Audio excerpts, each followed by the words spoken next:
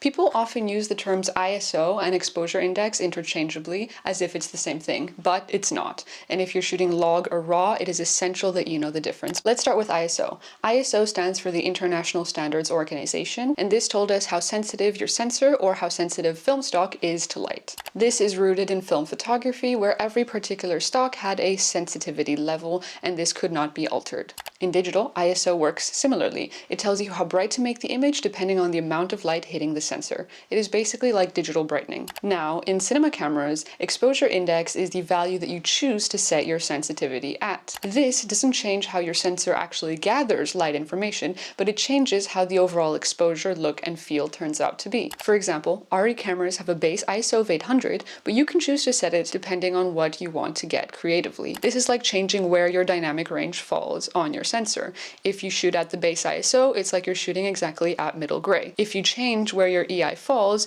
it's going to be like you're shifting the dynamic range and you're getting more of the stops above for highlights or more of the stops below for shadows. If, for example, you choose to set at 400 to protect your shadows, you will compensate your exposure by opening up your aperture by one stop, therefore letting in more light. In post, you decrease one stop of exposure to average to the 800 base ISO, thus having more stops below middle gray. This leads to cleaner shadows and less highlight headroom. The opposite is true for highlights. You set your EI to 1600 to close down your aperture to let in less light.